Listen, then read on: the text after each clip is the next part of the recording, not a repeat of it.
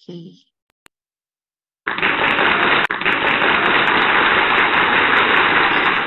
Mungkin langsung saja ya, mempersingkat waktu juga Bapak Ibu. Di sini saya membuat mapping sederhana terkait asesmen yang sama-sama kita sudah, mungkin Bapak Ibu juga sudah tahu gitu ya. Ada asesmen formatif dan ada asesmen sumatif. Ini ketutup. Oke, yang tadi sudah disampaikan juga dari beberapa materi Bunda Tami tadi juga saya rangkum gitu Bapak Ibu. Inilah yang kami implementasikan di sekolah kami, SDIT Darul Maza. Yang pertama mungkin tadi dari asesmen formatif, Bapak Ibu bisa lihat di asesmen formatif ada dua Bapak Ibu. Jadi ada awal, ada proses. Yang tadi yang for learning, kemudian nanti di ujungnya as learning, seperti itu. Kemudian ada di formatif juga ada non-kognitif dan kognitifnya. Jadi setiap asesmen ada asesmen kognitif maupun non-kognitif, di formatif maupun di sumatif gitu. Nah, untuk yang formatif awal, mungkin ini yang biasa kita laksanakan di awal tahun ajaran baru Bapak Ibu. Jadi formatif awal itu mengetahui sejauh mana perkembangannya atau bagaimana nih karakteristik dan gaya belajar siswa tersebut gitu. Nah, dibagi dua tadi, ada non-kognitif dan juga kognitif. Untuk non-kognitifnya, Bapak Ibu bisa lihat di sini ada tadi contohnya tentang aku. Nah, di Darul Maza, di sekolah kami sudah coba membuat, ini contoh di kelas 1 ya Bapak Ibu. Nanti mungkin Bapak Ibu bisa ATM, amati tiru modifikasi gitu, disesuaikan dengan satuan pendidikan Bapak Ibu sendiri. Di sini contohnya all about me atau semua tentang aku. Jadi ini bagaimana kita mengenal anak kita, salah satunya dengan selain wawancara, selain pendekatan secara langsung, kita juga bisa mendokumentasikannya di sini Bapak Ibu. Ini ada nama lengkapnya. Nah, kenapa saya buat seperti ini besar-besar? Untuk kelas 1, kita ketahui sama-sama ya Bapak Ibu, untuk kelas 1 itu belum diwajibkan untuk bisa baca tulis gitu. Jadi kami membuat rancangan seperti ini agar anaknya bisa menggambar. Jadi tidak ditulis, seperti nama mungkin ditulis, kemudian nama panggilan. Jika digambarkan, aku seperti ini, dia menggambar dirinya. Kemudian di sini juga ada aku berumur berapa, mereka tulis di sini. Kemudian warnai ulang tahunnya. Jadi seperti kita mencari informasi tapi seakan-akan bermain atau tidak formal seperti itu ya Bapak Ibu. Menarik anak-anak untuk bisa mengisi tanpa seperti ujian gitu, seperti soal yang menyulitkan seperti itu. Nah, di sini misalkan Ananda suka warna apa, mereka mewarnai hewannya gambar, warnai krayonnya krayon warna apa gitu. Jadi cap tangannya masih simple karena ini masih kelas 1. Kemudian misalkan aku suka makanan, makanannya digambar. Kalau yang anaknya sudah bisa menulis, kami sediakan kolom menulis di sini seperti itu. Kemudian ini gambar keluargaku, aku ingin menjadi apa. Jadi ini asesmen awal. Yang kelas 4, ini contoh kelas 4 asesmennya. Jadi teman-teman sudah bisa menuliskan cita-citanya, kemudian pelajaran yang disukai, kemudian menggambarkan foto dirinya, dan tadi banyak elemen-elemen lainnya, bisa lebih dari 2-3 lembar gitu untuk identifikasi. Nah, selanjutnya masuk untuk asesmen formatif awal, ini non-diagnostik masih. Contohnya kami mempunyai asesmen kemampuan diri. Ini kalau di Zoom seperti ini Bapak Ibu.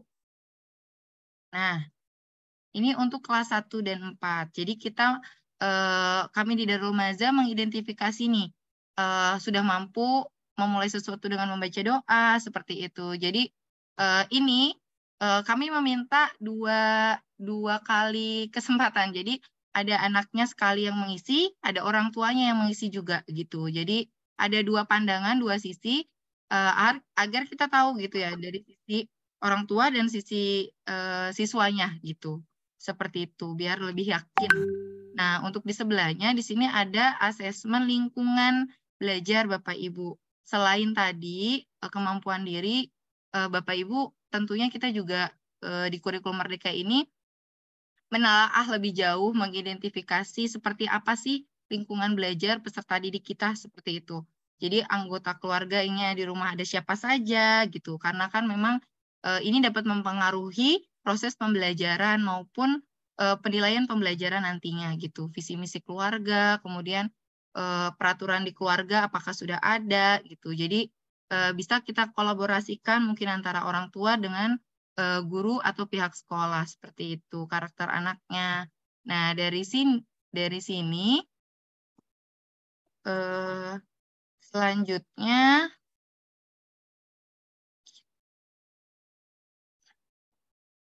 kita masuk ke asesmen formatif awal untuk yang kognitif. Nanti kalau terlalu cepat bisa mungkin saya share juga ya slide-nya seperti Bunda Tami ya. Di sini ada kognitif, contohnya seperti apa. Nah, untuk kognitif, ini kan dilakukan di awal. Jadi contohnya, tadi yang sudah disampaikan juga sama Bunda Tami, bahwa soalnya itu variasi. Divariasikan antara 2 soal grade sebelumnya, 6 soal grade saat ini, dan 2 soal grade yang akan datang. Misalkan kalau saya di kelas 1, 2 soal PAUD, TK maksudnya, kemudian 6 soal kelas 1 dan 2 soal di kelas 2, seperti itu. Kalau ini contohnya di kelas 4, ada sama 262, jadi tentang asesmen bahasa Indonesia, matematikanya, jadi kita tahu sejauh mana anak-anak kita sudah berproses gitu, apakah dia sudah bisa masuk di capaian saat ini atau malah belum seperti itu. Itu contohnya untuk yang kognitif. Nah, lanjut lagi Bapak Ibu masuk ke formatif proses. Jadi tadi ada formatif awal, ini formatif proses. Formatif proses juga terbagi 2, kognitif dan kognitif. Nah, untuk non-kognitifnya ini dari hasil asesmen tadi. Oh ya, saya kelewat, mohon maaf. Ini ada yang gaya belajar. Satu lagi, nah ini tadi kelewat, mohon maaf. Identifikasi gaya belajar peserta didik. Jadi kita mengidentifikasi, mengklasifikasikan agar nanti ketika pembelajaran kita bisa tahu gaya belajar apa sih yang ada di kelas kita gitu. Gaya belajar apa yang bisa kita akomodasi gitu untuk kita fasilitasi dalam pembelajaran. Nah, kami mengidentifikasinya dengan cara seperti ini Bapak Ibu. Jadi kami sudah memberikan nomor di sini dan untuk gaya belajar verbal kami taruh di nomor 2, 3, 6, 7, 12. Saya arahkan mungkin ya. Di sini 17, 19, 23 dan lain sebagainya. Audio dan kinestetik nomornya sekian. Nah, ketika anak itu menulis ya, misalkan lebih dominan di angka yang verbal, berarti kemungkinan anak tersebut memiliki gaya belajar verbal gitu. Jadi kita bisa mengidentifikasi. Nah, misalkan lebih banyak di audio, berarti kemungkinan di audio. Nah, selanjutnya ketika sudah selesai di sini, kita bisa masuk ke formatif proses. Dalam kegiatan proses, Bapak Ibu mungkin sudah juga ya, maksudnya sudah pernah ada kegiatan buku catatan kejadian kelas. Nah, kita juga sama Bapak Ibu menuangkannya seperti ini untuk yang global atau gabungan. Jadi misalkan di hari Rabu, Sayyidini Nur Alam, deskripsinya apa, penyelesaian apa, tindak lanjutnya apa. Ini untuk nantinya ada sumatif non-kognitifnya Bapak Ibu. Tadi kan awalnya kita identifikasi di rumah seperti apa, terus visi misi orang tuanya. Nah, di proses kita mengamati di kelas gitu. Ketika proses pembelajaran berlangsung selama di kelas tersebut gitu. Nah, ini contohnya untuk yang gabungan. Ada juga contohnya untuk yang personal. Oh, ini saya kelewat. Kalau personal, ini tidak ada nama siswanya ya Bapak Ibu, langsung tanggal, kejadian, karena nama siswanya sudah di awal gitu. Nanti mungkin ada di sumatif saya bisa tampilkan. Seperti itu. Selanjutnya saya kembali lagi ke sini. Nah, itu yang non-kognitif. Nah, sekarang untuk yang kognitif. Kognitifnya ini yang selalu mungkin Bapak Ibu juga sudah buat ya. Jadi biasanya ini terlampir dalam modul ajar. Mungkin kalau dulu namanya RPP ya Bapak Ibu. Ini terlampir dalam RPP karena ini masuk ke formatif proses gitu. Misalkan contohnya kalau kami di sini ada penilaian sikap pembelajaran 1, jadi per orang, per anak gitu. Misalkan Halwa, di sini pembelajarannya kita ada PP atau Pendidikan Pancasila, menunjukkan positif terhadap diri sendiri, orang lain, dan bersyukur. Nah, di sini kami mengambil penilaian dalam dimensi beriman dan bertakwa, Bapak Ibu. Di sini ada penjelasannya. Kemudian kategorinya seperti apa. Nah, untuk skornya ada di bawah sini, keterangannya. Nggak kelihatan ya.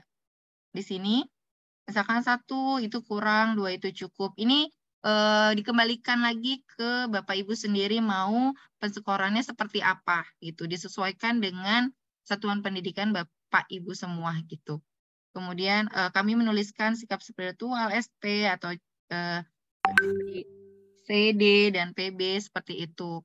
Nah, selanjutnya di sini ada masuk ke pembelajaran nilai-nilai Pancasila karena materinya tentang Pancasila Bapak Ibu. Di yang kedua, yang di tengah ini sama Anda mengenali berbagai emosi diri dalam mengalami menggambarkan situasi emosi. Ini contoh dari ATP. Jadi kategori penilaiannya kita ambil dari ATP Bapak Ibu. Bapak Ibu kan menyusun dari CP ke TP, kemudian menjadi ATP. Nah, dari ATP itu kami ambil untuk menjadi penilaian harian atau penilaian proses. Seperti itu. Kategorinya 1, 2, 3, 4, kemudian capaiannya apa yang tergambar. Bapak Ibu bisa tulis catatan di sini. Kemudian penskorannya teknisnya seperti ini. Nah, yang terakhir ada penilaian pengetahuan. Kalau ini kemarin kita mengambil mengidentifikasi informasi. Jadi ada video, kemudian anak-anak bisa mencari tahu siapa yang judulnya apa, siapa tokohnya, dan lain sebagainya gitu. Apakah anak itu bisa menceritakan kembali gitu. Kami membuat form penilaiannya seperti ini. Kemudian di sini juga ada unit pembelajaran. Nah, untuk ini jadi di sini nggak menulis ya Bapak Ibu karena kelas 1 masih transisi gitu. Jadi belum diarahkan untuk menulis, kami masih mengarahkan untuk bercerita. Jadi ini ada form penilaian bercerita. Skalanya kami ada 4 di sini. Keterampilan memilih kata dalam bercerita, kemudian menampilkan diri depan kelas, apakah dia sudah percaya diri atau belum, seperti itu. Jadi penilaiannya disesuaikan dengan capaian atau tujuan dari si materi ini gitu, apa Bapak Ibu yang tertulisnya seperti itu. Ini contoh LK-nya.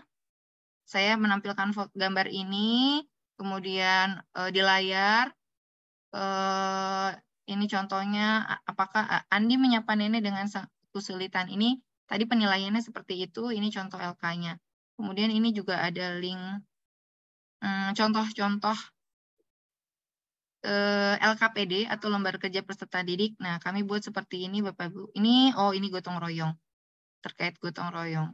Jadi lebih banyak gambar, kemudian bercerita seperti itu untuk anak-anak kelas 1. Kemudian kelihatan kan ya? Apa enggak?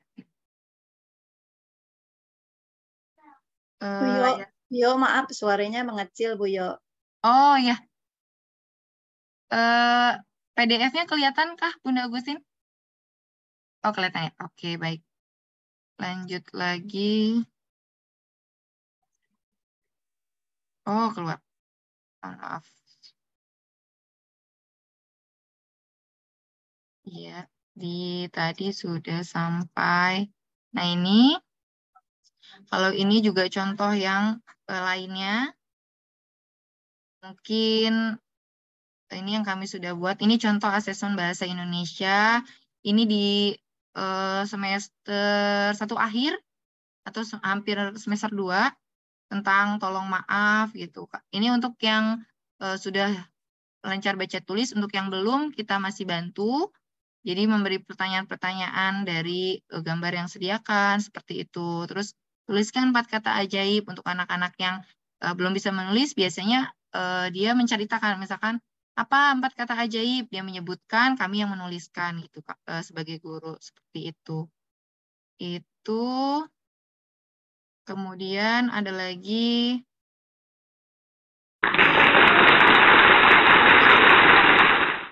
nah, selanjutnya kita ke asesmen sumatif.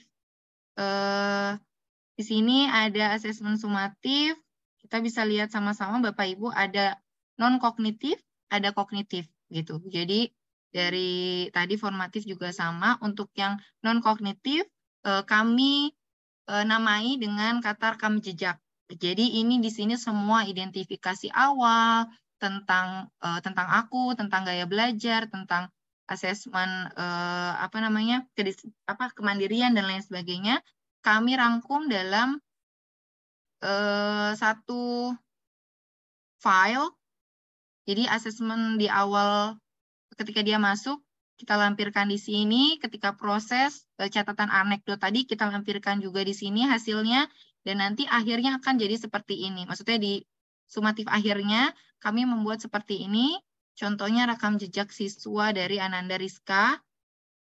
Ini identitas sekolah, identitas anaknya. Nah, ini asesmen perkembangan kecerdasan religius dari Rizka yang sudah diisi. Ini hanya sampel ya Bapak Ibu. Jadi yang sudah diisi kami masukkan ke sini, dijilid jadi satu, perkembangan sosial emosionalnya bagaimana. Ini di awal kami mengidentifikasi, di akhir juga kami mengidentifikasi gitu. Jadi 2 kali kami identifikasi untuk tahu apakah ada perubahan, apakah ada proses seperti itu. Bu Yo, belum terlihat itu contoh. Rekam jejaknya belum dibuka sama Bunda Yo. Masih link Google Drive. Ini sudah terlihat ya? Oh, nah, baru terlihat. Oh ya. Nah, ini contohnya. Mohon maaf tadi kalau tutup. Ini contohnya rekam jejak, ada gambar foto anaknya, kemudian nama anaknya, identitas sekolah kami, kemudian keterangan diri peserta didiknya.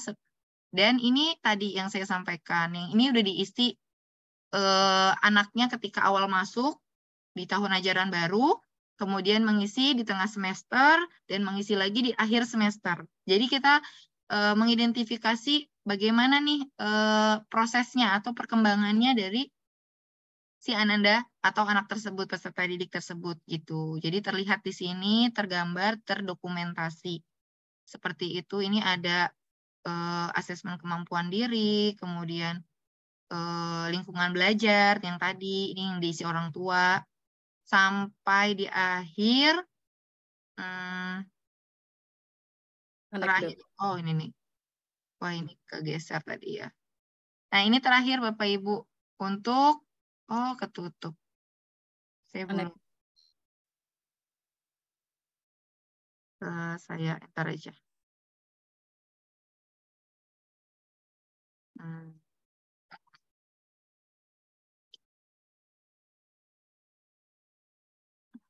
Ini untuk contoh anekdot. Oh, ada. Nanti mungkin ada PDF-nya bisa kita lihat sama-sama ya Bapak Ibu. Jadi di sini anekdot yang perorangan tadi Bapak Ibu. Nah, itu adanya di rekam jejak. Fungsinya untuk apa? Kami mau setiap kejadian atau proses Ananda terrekam di sini yang akan nantinya bisa dibawa untuk ke kelas selanjutnya. Jadi di kelas 2 ketika kita menyerahkan ke guru selanjutnya, kita bisa menginformasikan salah satunya melalui ini gitu. Jadi selain kita secara langsung, kita juga tergambar. Jadi guru-guru selanjutnya tahu, oh karakternya seperti ini, oh tindak lanjut dari guru sebelumnya seperti ini, dan mungkin bisa ada gambaran juga nanti ke depannya seperti apa. Seperti itu. Selanjutnya ke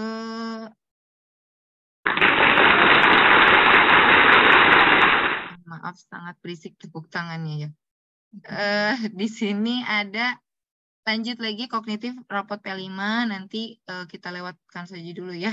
Untuk yang ini yang terakhir, kartu SAS atau asesmen kognitif dari sumatif, asesmen sumatif akhir. Di SDIT Darul Maza kami membuat kartu SAS sebelum kami membuat, kalau dulu mungkin namanya kartu soal ya Bapak Ibu, saat di kurikulum sebelumnya gitu. Nah untuk di sini kami membuat kartu soal sumatif akhir semester 2, akhir semester tahun ajaran sekian. Kemudian, nah di sini Bapak Ibu, jadi hampir sama dengan, maaf, iya. belum muncul Bun. Oh, oke. Kayaknya saya harus share screen semuanya aja deh. Oh ini ada. Nah ini contohnya Bapak Ibu, kartu sumatif akhir. Sama seperti mungkin tadi yang saya bilang kartu soal, Bapak Ibu sudah pernah buat di kurikulum sebelumnya, tapi untuk yang sekarang yang berbeda adalah ini. Ada capaian pembelajarannya kami taruh di sini, kemudian atau Bapak Ibu bisa langsung ke TP-nya di sini, TP atau tujuan pembelajarannya dari pembelajaran tersebut, materi tersebut, dan lingkup materinya Bapak Ibu tulis, kemudian tujuan tadi tujuan pembelajarannya kami tukar. Nah, ini kira-kira mau ditaruh di soal nomor berapa saja gitu untuk yang lingkup materi tersebut atau tujuan pembelajaran tersebut. Kemudian bentuk soalnya apa dan bobotnya berapa gitu. Contohnya seperti ini. Nah, untuk di sini ada catatannya, kompetensi dasarnya dari atau CP-nya dari mana, kemudian jenisnya. Ini untuk sampel kalau Bapak Ibu ingin menggunakan kartu SAS seperti sekolah kami. Seperti itu. Kemudian selanjutnya, aduh, saya bolak-balik nih, maaf. Selanjutnya di sini ada yang terakhir. Yang terakhir adalah soalnya, ini ada contoh soal juga sih Bapak Ibu. Dari tadi kartu soal, kemudian langsung bisa terbentuk soalnya gitu. Dari yang tadi soal menjadi soal yang ada di sini kalau nggak salah, sebentar. Oh, nggak kelihatan juga nanti. Oke. Nanti saya bisa share setelah ini mungkin ya. Nanti saya share contohnya. Kemudian yang terakhir, di sini ada asesmen sumatif kognitif atau sumatif akhir dari kognitif.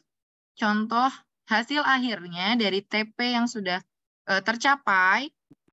Nah, Bapak Ibu nanti akan mungkin ini contoh rapot kami. Nah, ini contoh yang tergambarkan dari hasil sumatif akhir, dari formatifnya, prosesnya, kemudian saat sumatif akhir itu kalau dulu namanya ulangan gitu ya Bu, Bapak Ibu. Ulangan bisa dalam bentuk lisan, portofolio, tes tulis, dan lain sebagainya. Nah, nanti akan tergambar di sini gitu dari tujuan pembelajaran itu sendiri. Di sini Ananda Elzafran seperti apa yang belum mampu yang belum muncul Bun. Saya terkendala ini nih. Oke. Harus ganti-ganti, mohon maaf. Nah, ini contoh rapotnya. Mungkin di sekolah Bapak Ibu juga sudah menggunakan ya. Kami juga seperti ini bentuknya, identifikasi. Nah, ini dari TP-TP yang Bapak Ibu susun gitu. Dari CP, kemudian TP, ada ATP. Nah, ini yang tergambar dari setiap bab atau setiap TP yang ada di pembelajaran mata pelajaran itu sendiri itu. Ini yang akhir. Mungkin itu saja dari saya terkait implementasi yang sudah dilaksanakan di sekolah kami. Kalau Bapak Ibu misalkan ada hal-hal yang jauh lebih luar biasa atau yang sudah berkembang, mungkin bisa saling sharing dengan sekolah kami, atau yang mau misalkan memodifikasi atau mau sama-sama belajar, boleh nanti kami share contoh-contoh yang ada di sekolah kami. Itu saja mungkin Bunda Agustin, Bunda Bapak Ibu semua. Ya, Baik, terima kasih banyak dari nih. saya terima ya. kasih. Kurang lebihnya saya mohon maaf jika ada yang kurang atau terlalu cepat dari penyampaian saya. Nanti bisa ditanyakan di sesi tanya jawab ya, Bunda Ya. Agustin. Ya, boleh. Baik, Terima kasih. terima kasih Bunda Ayo atas pemaparannya. Boleh dong kasih aplaus teman-teman buat para penyaji kita malam hari ini, luar biasa. Oke. Dan luar biasa sekali, ternyata pertanyaan juga di kolom chat begitu banyak ya, tandanya berarti ini ada respon dari audiens, dari teman-teman semua. Tadi juga mungkin sambil berjalan ada beberapa pertanyaan yang sudah dijawab ya oleh Bunda Rinjau Utami juga. Baik, ada yang raise hand, Ibu Azizah, boleh mungkin Bu langsung untuk pertanyaannya. Terima kasih Bu. Bismillahirrahmanirrahim. Assalamualaikum warahmatullahi wabarakatuh. Waalaikumsalam. Perkenalkan Bapak Ibu, nama saya Azizah Ramadhani. Saya Wakil Kepala Sekolah dari SD Tahfiz Quran OS Al-Qorni di Jati Keramat. Yang mau saya tanyakan Bapak Ibu, kalau untuk rapotnya begitu. Kalau untuk rapotnya ini pertanyaan tidak khusus untuk pemateri, tapi mungkin untuk pengawas juga kali ya, untuk Pak Supianto. Mungkin untuk format rapotnya, apakah kita sekolah membuat sendiri atau sudah ada standar bakunya begitu dari dinas, ataukah nanti akan ada rapot online gitu yang harus kita isi. Jadi format itu sudah baku sehingga kita mengisinya di aplikasi, kemudian kita sesuaikan dengan TP, kemudian di print begitu. Itu pertanyaan yang pertama. Kemudian yang kedua, Ibu, untuk soal sumatifnya, untuk asesmen sumatif itu untuk soalnya apakah masih sama seperti K13? Karena begini, di sekolah kami itu masih kelas 1 dan kelas 4 yang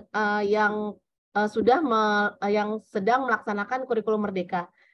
Itu baru mulai kelas 1 dan kelas 4. Nah, untuk asesmen sumatif, apakah soalnya masih sama dengan kurikulum 13? Jadi ada narasi, kemudian pilihan ganda kompleks gitu, kemudian ada menjodohkan dan sebagainya. Itu aja Bapak Ibu dari saya. Terima kasih untuk jawabannya. Ya. Baik, terima kasih Bu Azizah. Langsung aja mungkin yang mau menjawab Bu Tami. Ya, baik. Saya coba jawab ya, nanti mungkin bisa dilengkapi Bunda Ayo atau mungkin Pak Haji Supianto. Baik, untuk yang pertama Bunda Azizah ya, untuk bentuk atau format rapot ya, sebenarnya intinya kita harus merujuk kembali kepada panduan pembelajaran dan asesmen. Di situ untuk PAUD, SD, SMP ada di situ ya. Jadi kita lihat bagaimana ya untuk melakukan asesmen tersebut. Terus yang kedua, adapun formatnya, karena setiap sekolah itu memang berbeda-beda, jadi memungkinkan sekali format rapot juga berbeda. Ya, memungkinkan sekali format rapot juga berbeda. Namun kalau di sekolah yang lain kemudian ada format yang sudah jadi, ya ada aplikasinya juga gitu ya, dan itu sesuai dengan sekolah kita, itu pun boleh dipakai gitu. Tapi pada intinya sekolah boleh ya, karena tadi prinsip asesmen kan bisa memberikan laporan yang formatif gitu ya, intinya formatif yang sederhana dan formatif yang bisa disampaikan kepada orang tua dan sebagainya. sebagai refleksi dan sebagainya. Ya, hanya saja memang kalau untuk hal yang ini kan hal yang resmi ya, berarti kan kita juga mengacu pada format yang terlihat baik ya, terlihat baku gitu. Itu sih untuk jawaban yang pertama. Kalau untuk yang berikutnya terkait dengan apa tadi Bu?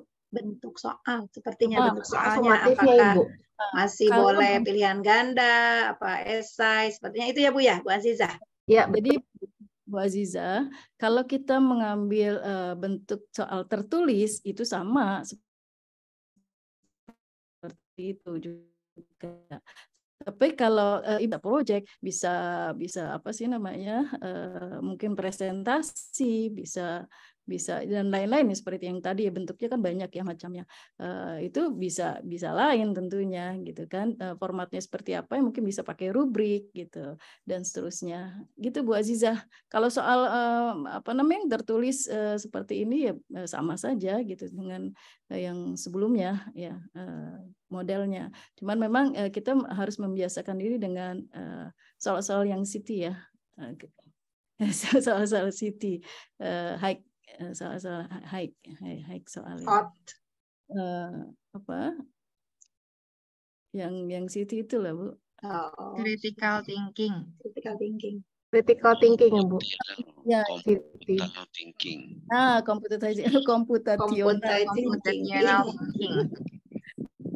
Kalau nggak salah akan ada pelatihan lagi tuh Pak Haji. Siap, nanti nyusul. Ya. Baik, mungkin dari Pak Haji bisa menambahkan.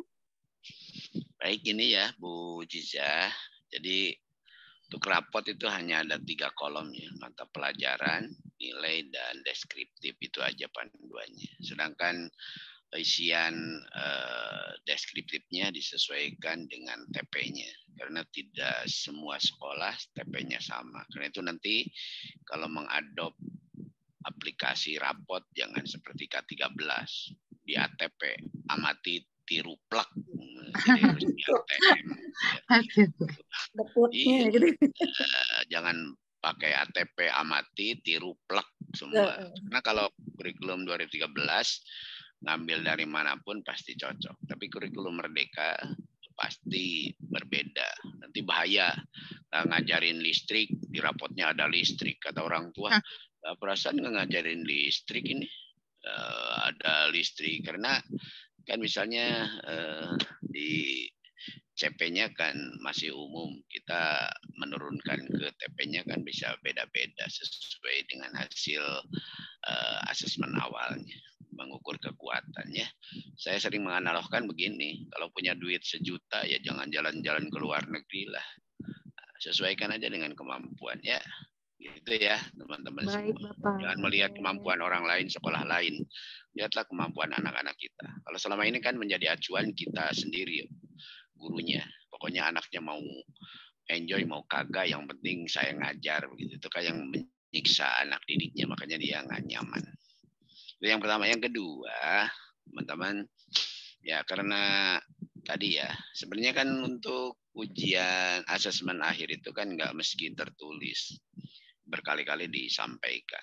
Lihat tujuannya. Kalau tujuannya mempraktekkan, ya praktek aja cukup. Ngapain sih ada tertulis. Tapi kalau memang harus ada TP-TP yang ditulis misalnya, menjelaskan, ya, menguraikan, mengidentifikasi, kan memerlukan untuk ujian tulis. Sebaiknya ujian tulisnya mengacu kepada ANBK ya. Asesmen nasional itu kan harusnya asesmen ada juga asesmen kelas ya, Bu. Jadi mulai dari kelas 2, kecuali kelas 1. Kelas 1 kan belum boleh ada asesmen kelas. Nah, harusnya di setiap sekolah adanya asesmen kelas. Jadi terbiasa dari kelas 2 ke kelas 3, kelas 3, kelas 4, ya baru di kelas 5-nya asesmen nasional. Kenapa tidak di kelas 6 asesmen nasional? Supaya kalau ada temuan, seperti sekarang kan sudah keluar tuh rapotnya, maka bisa memperbaiki rapot-rapot hasil kerja anak yang kurang dengan anak ya. Direfleksi, oh anak kita kekurangannya di sini. Ya, berarti kita refleksikan, diperbaiki sehingga minimal segera diperbaiki dalam 1 tahun, akhirnya normal kembali. Begitu ya teman-teman. Jadi asesmen ini sengaja dilakukan pemerintah di kelas 5, di kelas 8, di kelas kelas 11 dengan harapan kalau ada perbaikan anak-anak itu tidak dibebankan kepada satuan pendidikan berikutnya, tapi diperbaiki oleh satuan pendidikan yang bersangkutan. Meskipun sekarang ada fenomena yang mengemuka ya, saya prihatin sekali dengan ada aduan-aduan sikap karakter sekolah yang kurang begitu baik. Mungkin jadi catatan saya pribadi, terutama dalam memberikan nilai kepada anak-anak. Ya, teman-teman jadi harus rasional, karena saya dapat aduan bahwa ada sebuah SMP dipenuhi oleh satu sekolah. Ya, padahal mungkin nanti diusulkan bahwa harusnya proporsional dari setiap sekolah memiliki kesempatan yang sama untuk masuk di jalur prestasi. Nah, ini mungkin nanti kita kaji ulang, kita usulkan gimana supaya setiap sekolah memiliki kesempatan juga. Apakah tiap zonasi seperti perguruan tinggi kan sekarang sudah menerapkan dari setiap SMA berapa orang, SMA ini berapa orang gitu. Sekarang kan ada satu sekolah dinominasi oleh satu sekolah dari jenjang itu, baik di SMA, di SMP juga sama kondisinya. Nah, ini kan kejujuran gurunya dipertaruhkan ya. Saya miris kalau lihat seperti itu, karena banyak protes di sana sini. Mungkin ke depan harus kita perbaiki ya teman-teman. Jangan kita ngajarin akhlak kepada anak didik kita, sedangkan kita sendiri tidak berakhlak. Nah, ini kan yang jadi persoalan. Itu ya mungkin Bu Jijah. Jadi idealnya ya soal-soal itu tetap berbasis asesmen. Asesmen itu kan bukan ujian ya. Jadi harus ada stimulusnya berupa gambar, berupa peta perjalanan, berupa penghargaan, semua itu supaya literasinya jalan ya. Karena ke depan kan kita itu, kenapa literasi ini menjadi sangat penting, supaya mungkin dalam menggunakan media, menggunakan apapun ya Bu, jadi kita bijak. Jadi sebelum memutuskan itu dibaca dulu. Jangan sampai kayak di TikTok itu kan, yang diomelin malah yang nganterin barang. Karena mungkin kliknya asal klik aja, nggak tahu yang dibelinya apa. Pas datang yang diomelin yang nganterin, kan nggak nyambung ya. Ini contoh sederhananya seperti itulah.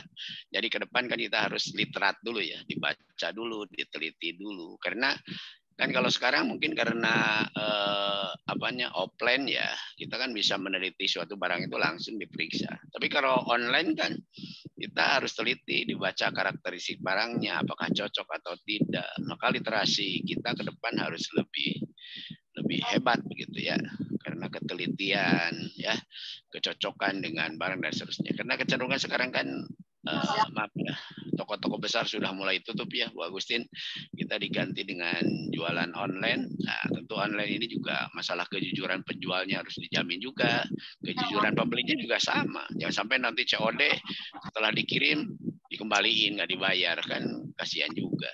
Ini kan kejujuran yang menjadi sangat penting ke depan. Itu mungkin tambahannya ya Bu Jijah. Terima kasih Pak Haji. Baik, terima kasih Pak Supianto. Ini ada teman kita, guru hebat dari Maluku Tengah nih, udah raise hand. Pak Arif, ada yang ditanyakan? Silakan. Di sana udah jam berapa nih Pak? Sekarang pukul 23:10 Bu. Oh. Tetap semangat. Ya, silakan Pak Arif. Terima kasih Bu.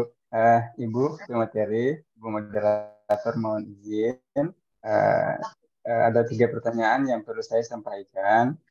Ini berkaitan karena kita juga sekolah penggerak dengan penerapan asesmen. Memang kali ini kita perubahannya memang betul-betul sesuai dengan tuntutan daripada kurikulum. Yang sebelumnya kita pakai K13 dengan metode mengejar materi. Kali ini kita menyesuaikan dengan keadaan siswa sebenarnya. Ya, pertanyaan pertama yang perlu saya sampaikan Bu, jika penerapan asesmen yang diberikan oleh guru kepada siswa yang efektif untuk jumlah butir soal itu kira-kira berapa Bu untuk tingkat SMP? Apakah masih seperti yang kurikulum 2013 ataukah hanya bisa menyesuaikan dengan capaian atau ATP dari guru tersebut. Karena kurikulum merdeka ini kan tidak bisa mengejar materi, dia menyesuaikan dengan kemampuan siswa yang ada di kelas. Ya, itu yang pertama, Bu. Yang kedua, di kurikulum 2003 merdeka ini, apakah memang sudah seharusnya siswa itu tidak boleh tinggal kelas dan siswa itu tidak boleh tidak lulus? Ya, mohon arahannya, Bu. Itu saja, terima kasih. Baik, terima kasih Pak Ari. Tetap semangat dan sehat selalu. Mungkin langsung dijawab oleh Bunda Tami. Iya, baik. Salam kenal Pak Ari. Alhamdulillah, luar biasa. Tetap semangat jam 23 ya. Jam 11 malam nih, masih serius nampaknya.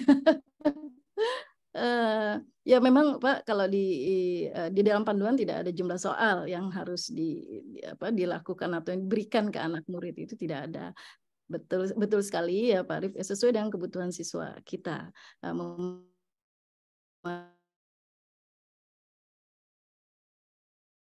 Dan bentuk harus berupa tulisan atau pilihan ganda, bisa berupa kegiatan ya, berupa praktek ya, berupa ya semacam itulah gitu ya. Ketika presentasi, ketika membuat proyek dan sebagainya, itu bisa saja. Dan itu bisa jadi nilai asesmen sumatif gitu ya Pak. Kalau yang kedua pertanyaannya terkait dengan apa tadi ya saya? Apakah itu apa? Tinggal kelas dan tidak lulus. Iya, tadi makanya kita harus mengintervensi bagaimana nih dengan adanya asesmen tersebut. Apakah di bagian mana dia belum bisa ya, di bagian mana dia belum bisa melaksanakan atau belum bisa ya katakan gitu ya merespon dari asesmen yang kita buat ya. Nah, di bagian itulah kita harus mengintervensi, kita bentuknya seperti apa, mungkin bisa melalui pendampingan ya, atau bisa kita melakukan body system, istilahnya tutors by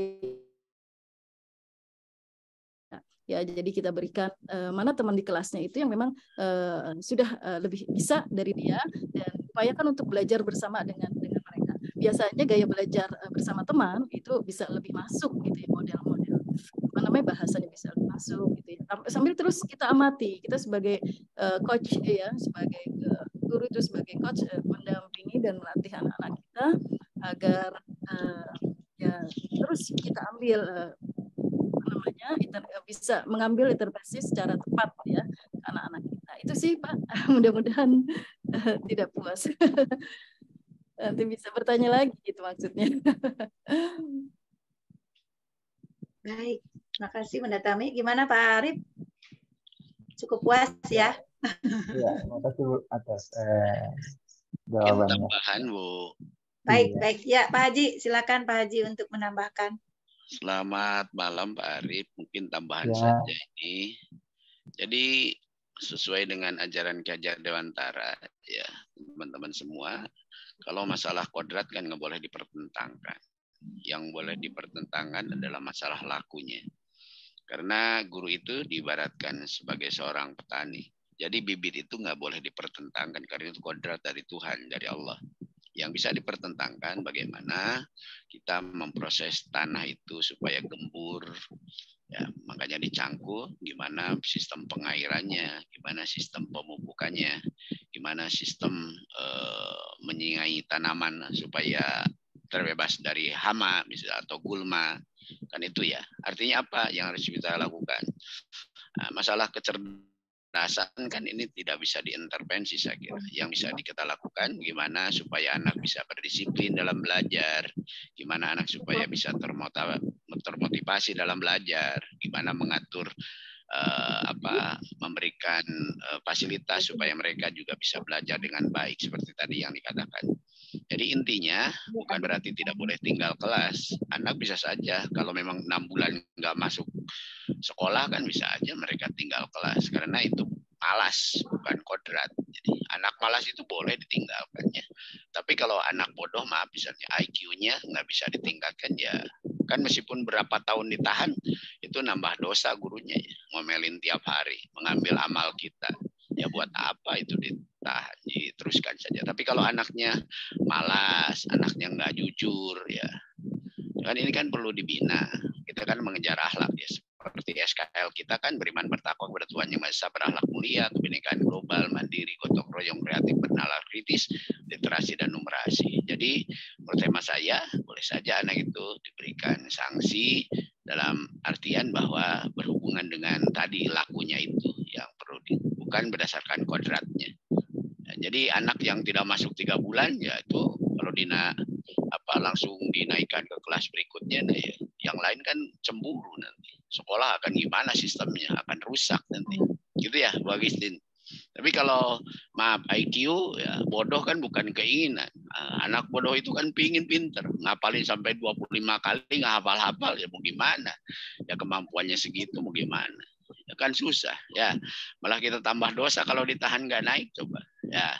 Tapi kalau anak yang tidak disiplin, ya Bu Yo, ya itu kan bisa kita latih, kita dekati, kita motivasi, dicari akar masalahnya. Kenapa mereka misalnya sering terlambat, tidak masuk sekolah, kan ini bisa dilakukan dengan berperan kita sebagai teladan, sebagai menuntun, sebagai fasilitator, itu yang kita lakukan. Jadi teman-teman harus dipahami bahwa yang berhubungan dengan kodrat kita tidak boleh dipertentangkan karena itu kan bukan keinginan individunya. Tapi yang berhubungan dengan laku bisa kita perbaiki. Itulah peran dan tugas kita sebagai seorang guru, yaitu memperbaiki lakunya anak-anak kita dari motivasi, kedisiplinan, ketangguhan, semangat.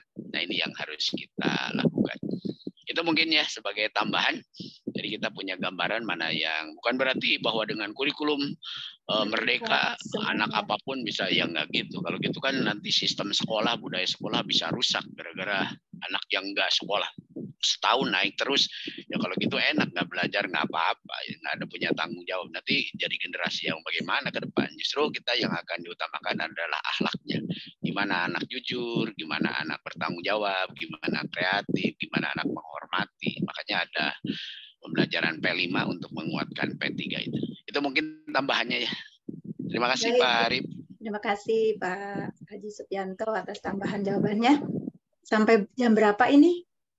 Banyak sekali pertanyaan di chat yang sudah terus berdatangan ya, dan saya tadi bantu sambil jalan juga sambil saya bantu balas di chat aja ya, Bu Agustin. Baik.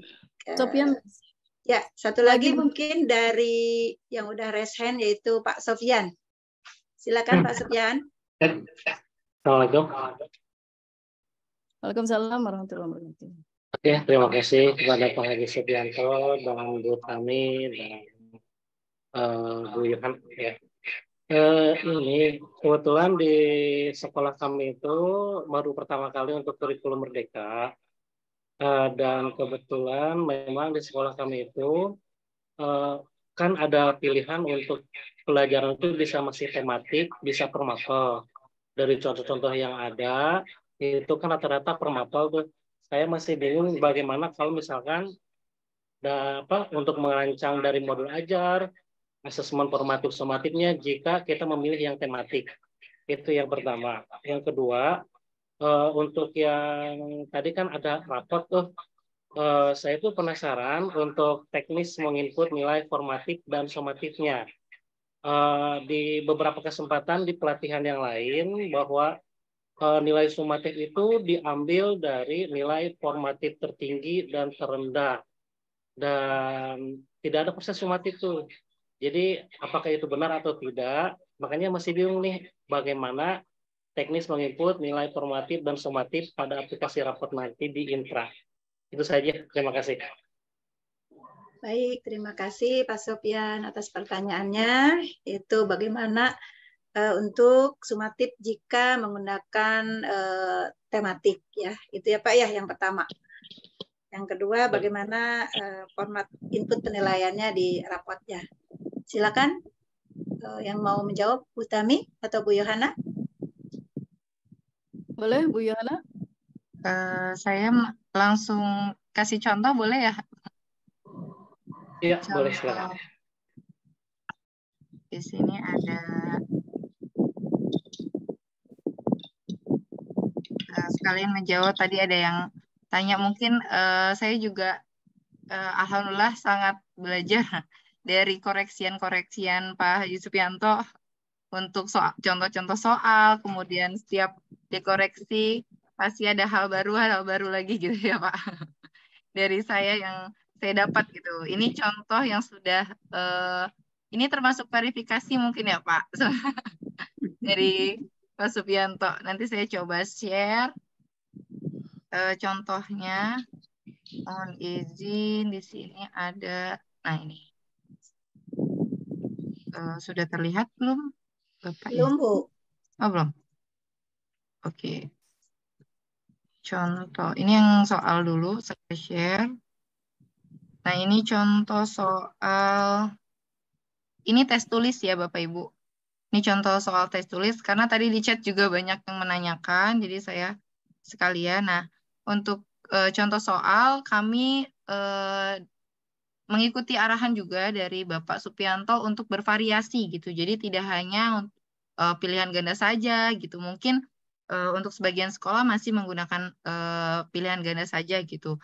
Tapi di sini balik lagi ke kurikulum Merdeka karena tujuan akhir kan ada asesmen numerasi dan juga literasi gitu. Jadi mengharapkan untuk ada literasinya nih di dalam soal ini dan bervariasi gitu ya. Itu yang saya tangkap ya. Mohon koreksinya nanti. Jadi untuk kelas 1 karena belum sepenuhnya dapat membaca gitu ya Bapak Ibu. Jadi untuk yang saya tulis ini hanya maksimal hanya 2 kalimat atau 2 baris untuk yang kelas 1. Ini contoh yang saya buat. Contohnya seperti ini, ada narasinya sedikit, kemudian pilihan, dan di sini ada pilihan ganda biasa, dan ini pilihan ganda kompleks untuk, jadi ada soal cerita, ini masih dibacakan untuk kelas 1, mungkin kalau kelas atas sudah bisa baca sendiri, kemudian berilah tanda centang pada pernyataan yang benar, seperti ini contohnya Bapak Ibu. Jadi tidak hanya ABC saja, tapi bisa dalam bentuk seperti ini. Kemudian di sini pilihan ganda kompleks adalah jawaban kelas 1 itu yang benar 2 gitu. Jadi panjang buku sama dengan berapa nih 2 stick es krim, bisa juga 12 uang koin seperti itu. Ini contohnya pilihan ganda kompleks. Kemudian ini ada yang menjodohkan atau memasangkan dari gambar yang sebelah kiri dengan pernyataan yang tepat seperti itu. Ini juga jadi ada gambar yang bisa diamati, kemudian burung yang paling tinggi siapa dipilih seperti itu. Ini pilih isian singkat. Kemudian ini contoh soal yang esai. Jadi ini yang kompleks, yang soal hotnya saya masukkan juga. Ini mengukur, mengamati. Ini juga seperti ini contohnya. Jadi Yasin mengukur kotak pensilnya, berikut cara mengukurnya. Apakah cara mengukur Yasin benar gitu. Jadi tidak hanya berapa pensil, berapa penghapus, tapi diajak untuk berpikir gitu. Diajak untuk menilai sudut pandang masing-masing setiap anak seperti itu. Itu contoh yang soal. Kemudian yang tadi ditanyakan ada rapot ya. Untuk rapot saya bukakan contoh. Kemudian contoh rapotnya seperti ini. Ini sudah dibuka. Nah ini. Belum muncul, Bu. Oh.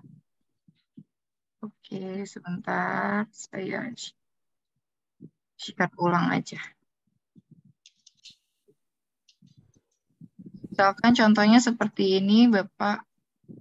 Kami menggunakan aplikasi tersebut untuk mengisi penilaian yang intinya tadi dengan disampaikan juga oleh Pak Supianto, tujuan pembelajaran yang menjadi acuan. Jadi setiap sekolah kan mempunyai tujuan pembelajaran yang dipilih gitu, yang diambil gitu ya untuk dilaksanakan di sekolah. Jadi disesuaikan dengan lingkup materinya apa, dan ini nilai-nilainya. Misalkan ada tesnya, ada tes, ada non-tesnya gitu.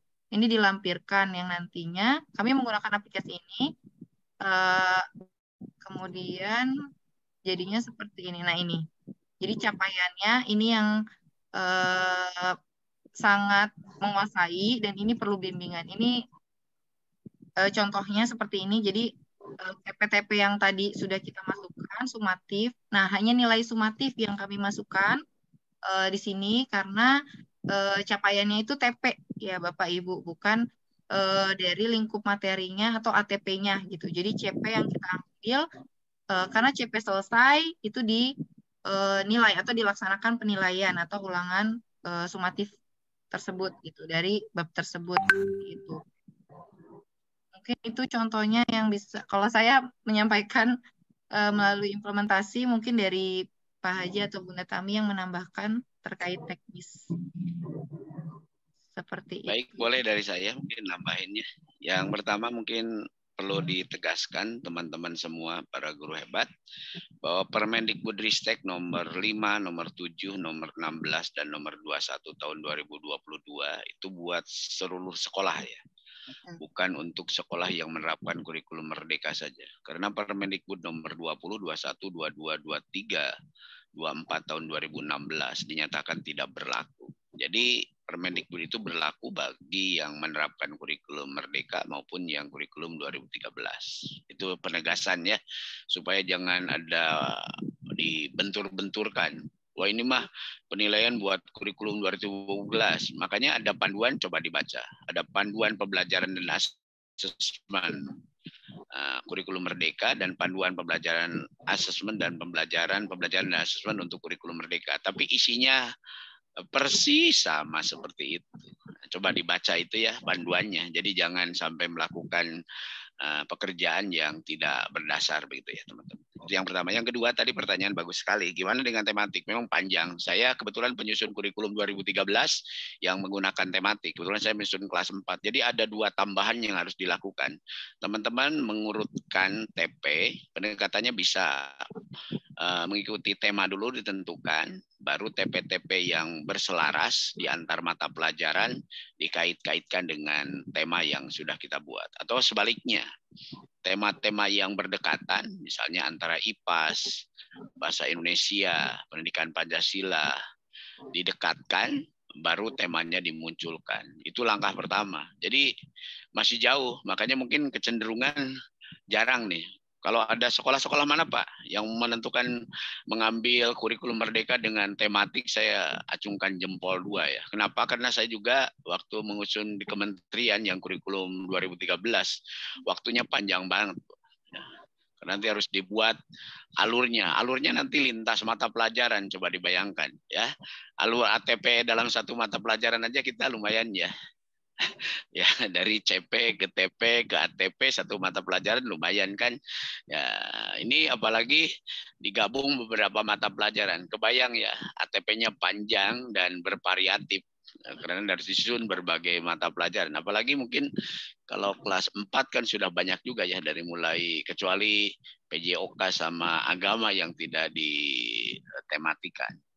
Silakan teman-teman, ini bisa dilakukan. Ada 2 pendekatan, bisa menentukan temanya dulu, karena pemerintah nggak menentukan temanya di kurikulum merdeka ini.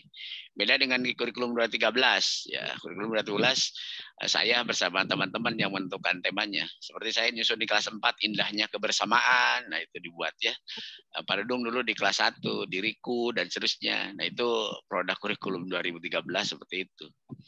Jadi itu ya, ada langkah panjang. Untuk asesmennya ya tentu menyesuaikan ya. Jadi teman-teman semua untuk asesmen itu betul yang dimasukkan adalah sumatifnya. Di panduan sudah jelas ya, tidak direkomendasikan tes formatif untuk dimasukin ke rapot ya. Dan bukan pilihan mana yang tertinggi mana yang terendah. Itu salah ngambil kayaknya. Yang saya pahami justru dari sumatif itu untuk deskripsi diambil dari yang tertinggi dan terendah untuk deskripsi ya.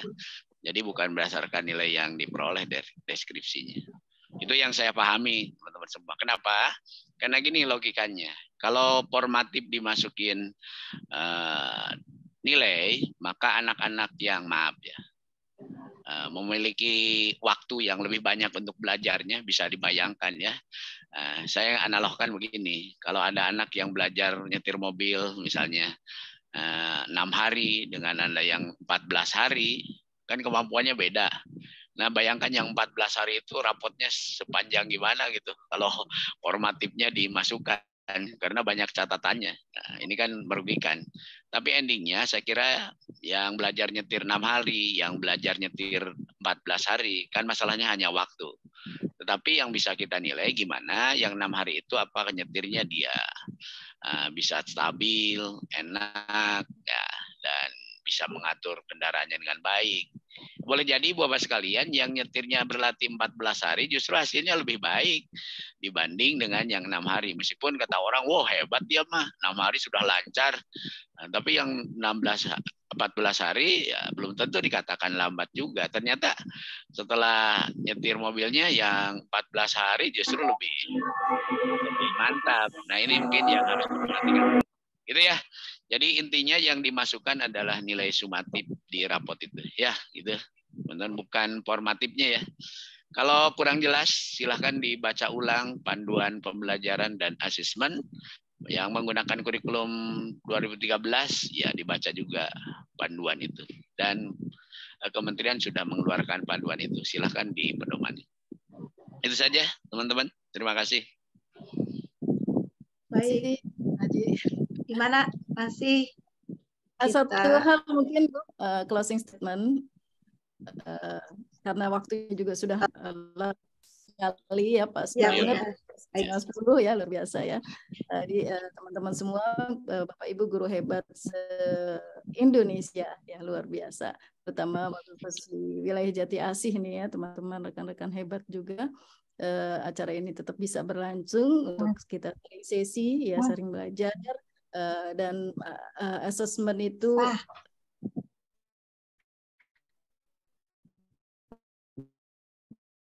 adalah hal sehari-hari ya. Jadi pengamatan bisa kita lakukan sehari-hari. Itu menjadi catatan kita, anekdot kita sebagai seorang guru untuk kita melihat perkembangan belajar dari potensi anak-anak kita. Dan teman-teman semua ada link yang mohon diisi, mohon kesediaannya mengisi. Itu link balik buat saya dan Bunda Yohana, mohon kesediaannya untuk mengisi ya. Ini link dari Sinar Baik ya, mudah-mudahan kita akan terus belajar lagi dari link yang Bapak Ibu isi tersebut ya. Terima kasih wabil khusus dari saya dari SD Darul Maza dengan beserta seluruh teman-teman komite pembelajar segala kesalahan-kesalahan. Assalamualaikum warahmatullahi wabarakatuh. Waalaikumsalam warahmatullahi wabarakatuh. Bapak Ibu sekalian, Masya Allah masih bertahan di 209 peserta kita ya. Kurang lebih ini 2 jam kita berada di ruang belajar. Semoga apa yang sudah kita dapatkan di kesempatan malam hari ini menjadi bekal untuk kita implementasikan di satuan pendidikan dan tentunya manfaat yang luar biasa, ilmu yang bermanfaat bagi kita. Ya, baik, dan izinkan nih penutup pantun dari saya. Keren, belum. Belum, Pak Haji. Kalau ada sumur di ladang, jangan lupa membawa papan. Kalau ada umur kita panjang, sampai bertemu di webinar pekan depan. Mohon maaf. Foto dulu. Wassalamualaikum warahmatullahi wabarakatuh. Foto dulu ya. Kami Kita foto dulu boleh? Semua keren semua. Foto dulu. Ya, 1, 2, 3. Waduh. Lagi. Masih di mobil beliau. Iya, dalam perjalanan Pak. Lagi, salam literasi. Terima kasih Pak Sofianto. Sama-sama. Terima kasih Pak Sofianto. Sama-sama. Healing Terima kasih Bapak Ibu. Yakut healing.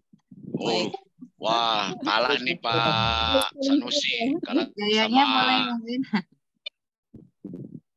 Biasa sok di luar Pak Yakub. Kami semuanya. Iya, insya Allah. Ya, Miss Zulfa, mohon maaf tadi pertanyaannya belum bisa dijawab ya, masih banyak pertanyaan. Nggak apa-apa. Enggak, saya tadi udah ikutin sama Pak Haji kok, Bun, yang soal formatif memang tidak masuk ke penilaian. Ya. Terima kasih, terima Mohon kasih. maaf Miss Zulfa. Terima Terima kasih, kasih. Miss Zulfa. Terima kasih semua. Mohon izin live. Depan ya. Assalamualaikum. Selamat bertemu minggu depan, malam mingguan di Ya, depan. terima kasih. Terima kasih Pak Budi Al-Azhar bergabung. Ya. Pamit. Terima kasih ilmunya. Sami. Izin pamit teman-teman. kasih. Hati-hati Pak Ketua. Itu Pak Ketua kemana tuh? Pak Yakub. Ada keperluan Pak. Oh, siap, siap. Harus pulang kampung. dijalanin. Iya. Waduh, Pulang kampung. kampung. Pulang kampung. Medan. Ntar lebaran pulang kampung. Ini masih ada yang dari jauh. Pamit. Ya, siap. Ya. Ya. Anissa kapan kebagian? Malam minggu depan, Pak Haji. Wah, keren. Temanya apa, Pak? Modul ajar, Pak Haji. Oh, modul Ya, aja. insya Allah. Keren dah, Ya. siap. Ya, siap. Bisa pindah Iya, sekarang ya. iya. Keren, Terima teman-teman. kasih, Makasih Bu Darul Tami. Baja, keren. Sama-sama, Ya. Bang Gi. Waktunya Full 2 jam, dihabisin Pak. semua 2 jam. Oh ini, Keren padat nih, kurang keren ini nih. kayaknya. Iya, full 2 jam. Kenapa? Iya. Pamit Pak Haji. Miss Pamit Mukti, Pak Haji. makasih. Iya. Lupa. Oh, Bu Sulis. Waduh, ini ada orang Jatimulya nih, teman-teman. Teman saya nih, ada iya, yang ikut nih. alhamdulillah. Makasih nih, Kepala SD Jatimulya 02. Ya, makasih Bu Sulis. Salam sehat. Diajak teman-temannya gabung malam mingguan di Jun ya. Nanti dikirimkan. Insya Allah. Kebetulan tadi saya ngisi di Cibitung tadi. Oh, Masya Allah. Kemarin di Tambun ya. Makasih. Salam buat. Ini kebetulan teman-teman, ini anaknya Bu Sulis itu kepala sekolah murid saya dulu. Nurul ya sama siapa Iya. Cahyo ya dulu ya. Makasih. Salam buat bapaknya, buat anak-anak. Terima kasih, Selamat Pak Haji. bergabung di Jati Asih. Ini Ya. orang tugas di kabupaten tapi rumahnya di Kota Bekasi. Ya, makasih nih banyak bergabung juga. Salam kenal Jadi buat teman-teman semuanya. kalau ada yang aneh-aneh namanya orang kabupaten, kalau nggak teman saya berarti mahasiswa saya. Ya, tadi banyak juga dari Sarang Baru, banyak juga yang gabung ya. Iya, baru tadi banyak yang join baru Pak Haji. Iya. Iya, siap. Sampai Terima kasih ya 250 teman-teman, kali, saya Bu. pamit ya udah Iya. setengah 10. Baik. Salam sehat, salam bahagia. Sehat Terima kasih. selalu. Assalamualaikum warahmatullahi wabarakatuh. Waalaikumsalam warahmatullahi wabarakatuh. Hatur nuhun Pak Haji. Miss Anggi, makasih banget Sama-sama, ditemenin. ya. Saya izin Ini- pamit. Ya, sama-sama ditutup sama hostnya, Bu. Yo. Iya, Mi, boleh. Monggo. Mohon izin pamit semuanya. Assalamualaikum. Waalaikumsalam. Pamit semuanya. Terima kasih. Sampai ketemu lagi. Saya tungguin yang tiduran ini.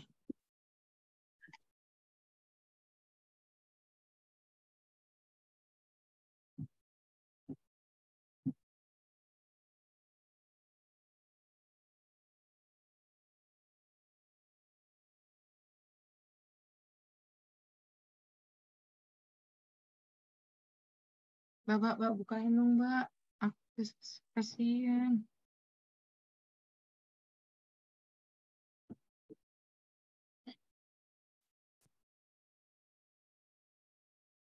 Ya Allah.